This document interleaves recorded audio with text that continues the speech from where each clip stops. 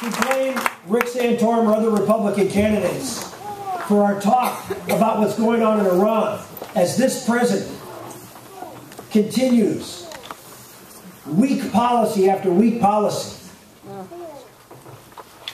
out there with puffery about how tough he's going to be in making sure Iran doesn't get a nuclear weapon, and then does virtually nothing. And the things that he has done, he only did because he was forced even by members of his own party over his resistance to do. They know that it's all talk and no action. President Netanyahu's in town, Prime Minister Netanyahu's in town in America today. He understands it. He can't say it. That's right. He's got to have President Obama on his team. Got to show that there's no separation between the two. But he knows. When the President and his Secretary of Defense exposed plans that Israel has for bombing Iranian nuclear sites,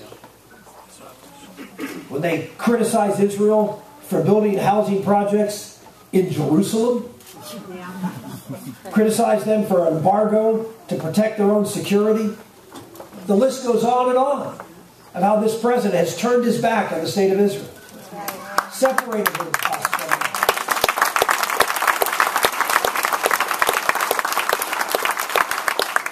When it comes to the great threat in the region, Iran, and their client state, Syria, nothing.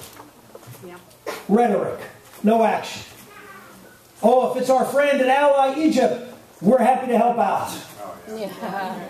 If it's Libya and the radical Islamists who want to take power in Libya, we'll help out.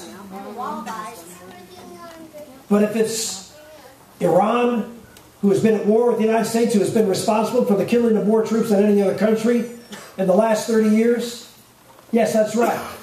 Iran with their IEDs, improvised explosive devices that have maimed and killed thousands, tens of thousands of Americans. And yet we do nothing. We allow it to continue. They develop a nuclear program, threaten the state of Israel to wipe them out, call them a cancer. We do nothing. We appease. We placate. Just like what's happening in Afghanistan today. Oh, there are riots in the streets and people are killing. And the President of the United States apologized. I will not apologize for our troops in the Middle East.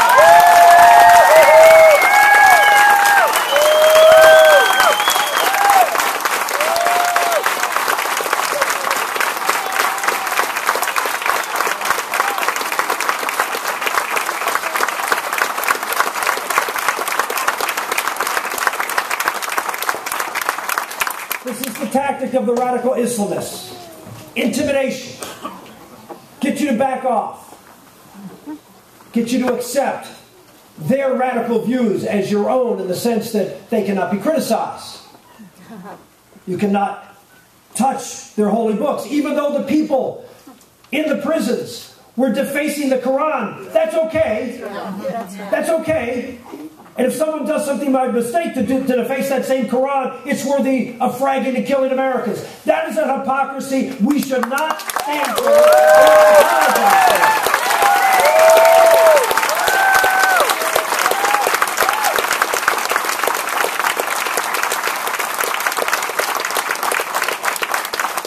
It's really simple.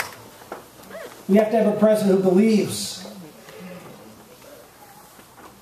as we go around the world, from continent to continent, that America has been a source for good, not a source for evil. We have to have a president who believes that what we do and what we have done have transformed the world into a much better place than it ever would be without us.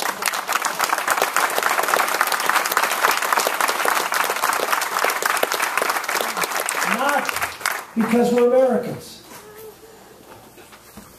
You articulate that because it's true.